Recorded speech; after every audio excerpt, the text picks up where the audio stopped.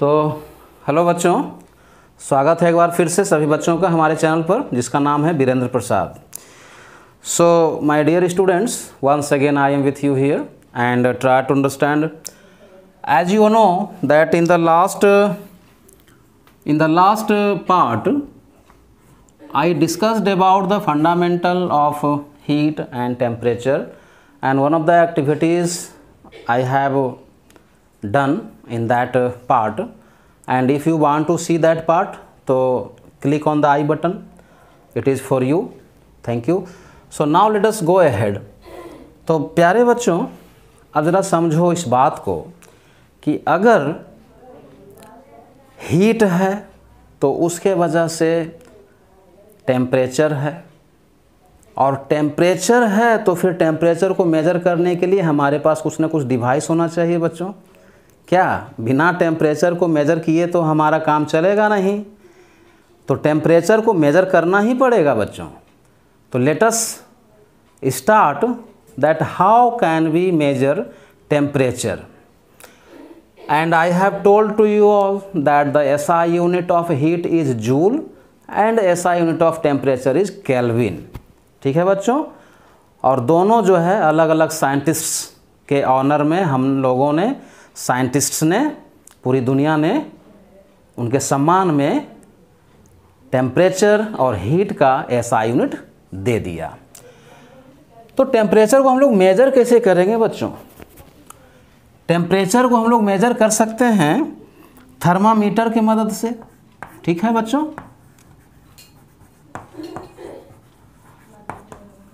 Thermometer की मदद से हम लोग टेम्परेचर को मेज़र कर सकते हैं बच्चों।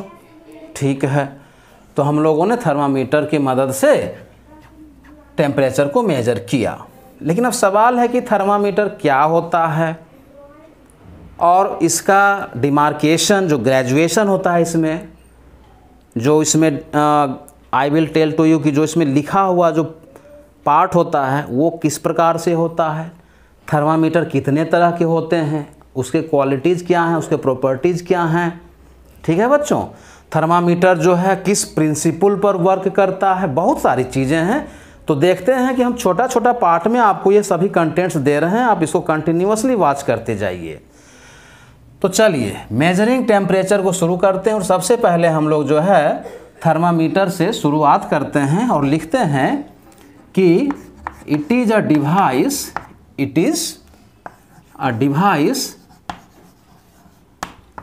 दैट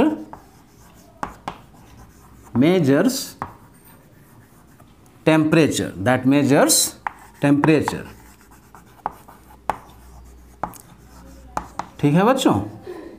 थर्मामीटर जो है वो एक ऐसा डिवाइस है जो टेम्परेचर को मेजर करता है बच्चों। अब देखो, थर्मामीटर भी दो तरह के होते हैं, क्लिनिकल थर्मामीटर और लेबोरेटरी थर्मामीटर। थर्मामीटर कितने तरह के होते हैं बच्चों? चलो इसको देखते हैं। थर्मामीटर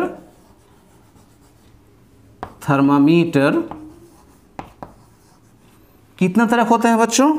थर्मामीटर जो होते हैं बच्चों वो दो तरह के होते हैं। अगर देखा जाए तो क्लिनिकल थर्मामीटर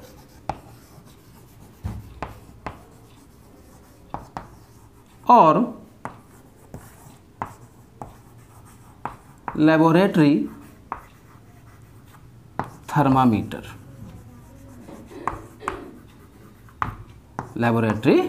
थर्मामीटर। ये देखो बच्चों, अलग अलग दो तरह के हमारे पास थर्मामीटर हैं।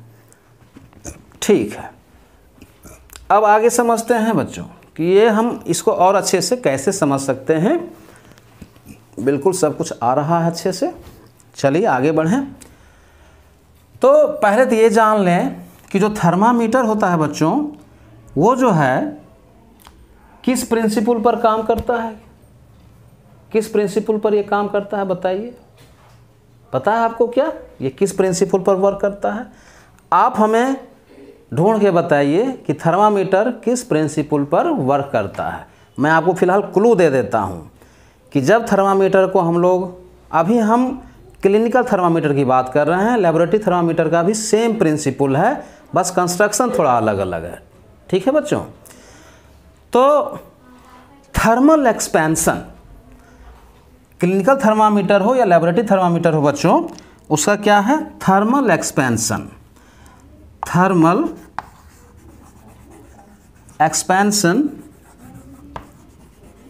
है इसका वर्किंग प्रिंसिपल।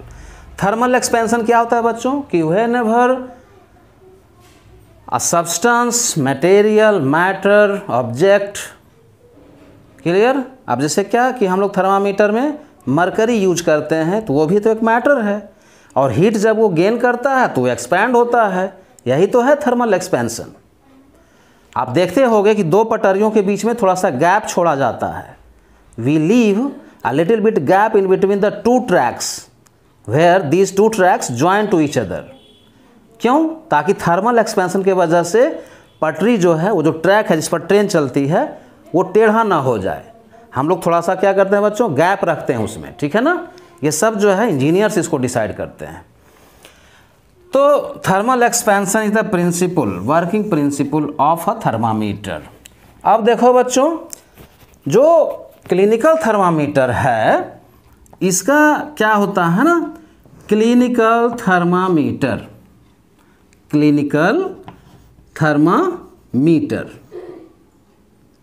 Clinical thermometer. अच्छे से लिख लेता हूँ इसको, पूरे लिख दूँ क्या, चलो पूरा ही लिख देता हूँ। Clinical thermometer and laboratory thermometer. ऐसे लिखने की क्या आवश्यकता, हम तो ऑलरेडी यहाँ पर लिख चुके हैं। देखो, clinical thermometer and laboratory thermometer.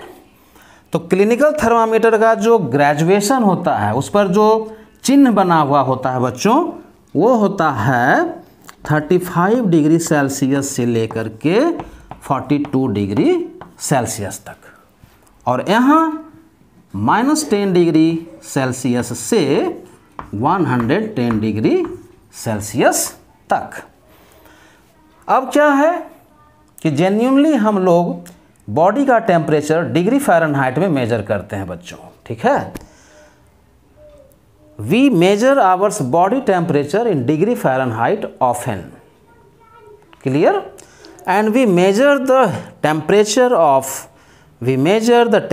Of a substance any material in terms of degree Celsius. Degree Celsius, Fahrenheit, Kelvin, these all are the different types of units of what? Temperature. So let us see how can we convert degree Celsius into degree Fahrenheit. How can we convert degree Celsius into degree Fahrenheit? देखो बच्चों, पहले तो आप एक formula याद रखो, C divided by 100 is equal to F minus 32 divided by 180। बोलो ठीक है, ये बिल्कुल सही है बच्चों, ठीक है ना, यस। तो चलिए अब क्या है ना, इसको ज़रा हम लोग समझ लेते हैं अच्छे से बच्चों। आप चाहो, आपको अब कुछ नहीं करना है, अब आपको कोई भी वैल्यू दे देगा, डिग्री सेल्सियस में दिया रहेगा तो हम लोग उसको फ़ारेनहाइट में बदल सकते हैं, और फ़ारेनहाइट में दिया रहेगा तो डिग्री सेल्सियस में बदल सकते हैं। एक एग्जाम्पल मैं यहाँ पर आपको बता देता हूँ। मान लेते हैं कि आपको बोला गया कि 37 डिग्री सेल्सियस को डिग्री फ़ारेनहाइट में बदलो, ठीक है बच्चों। 37 डिग्री सेल्सियस को डिग्री फ़ारेनहाइट में बदलो, या 35 डिग्री सेल्सियस को डिग्री फ़ारेनहाइट में बदलो, 50 डिग्री सेल्सियस को डिग्री फ़ारेनहाइट में बदलो। चलो 50 डिग्री सेल्सियस को बदल के देख लेते हैं बच्चों, ठीक है। 50 डिग्री सेल्सियस को बदल के देख लेते हैं। 50 डिग्री सेल्सियस, तो आप C के जगह पर 50 रख दो simply, divided by 100 is equal to F minus 32 divided by 180। अब आप इसको सॉल्व कर लोगे, ये देख रहे हो ये linear equation in one variable के जैसा हो गया। अब आप इसको सॉल्व करके f का वैल्यू निकाल सकते हो बहुत ही आसानी से बच्चों। तो बताइए इसमें कहीं कोई दिक्कत नहीं है, आप इसको अच्छे से बस खाली समझ लेना, यही हमारा आप लोगों के लिए कहना है। फार्मूला को रटें नहीं बल्कि समझें और कोशिश करें कि 2, 4, 10 बार फार्मूला को लिखते चलें ताकि ये हमको जो है याद हो जाए बच्चों। तो देखिए इसको सॉल्व कर ले क्या, चलो सॉल्व कर लेते हैं। 51 जा 50 एंड 52 जा 100। क्रॉस मल्टीप्लाई करो तो बच्चों 2f, क्या हो गया 2f। चलो हम लोग यहाँ पर सॉल्व कर लेते हैं। Cross multiplication 2f is equal to actually ये 2f एंड माइनस 32 2 जा, बताइए बच्चों 2f माइनस हाउ मच 64। ये 2 से आप दोनों मल्टीप्लाई कर दो, इससे इसमें मल्टीप्लाई कर दो बच्चों, तो ये हो गया 180। 2f is equal to 180 plus 64 and f is equal to क्या हो जाएगा बच्चों 180 प्लस 64 एंड डिवाइडेड बाय 2। यही तो होगा इसका आंसर, है ना। तो आप देखो इसको सॉल्व कर लो, कितना हो जाएगा, देखिए 180 और 64 कितना हो जाएगा बच्चों 4, 244 एंड 244 में 2 से डिवाइड कर दोगे बच्चों तो कितना हो जाएगा 2 1 जा 2, 2 2 जा 4, 2 2 जा 4, 122 डिग्री फ़ारेनहाइट।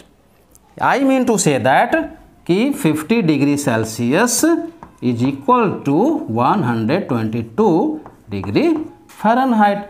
वैसे ही अगर फ़ारेनहाइट में दिया हुआ है तो आप उसको डिग्री सेल्सियस में बदल लीजिए, नहीं तो we hope that you will surely find out the next coming examination the best for you all. So keep doing hard labor and keep watching my video. Thank you all of you.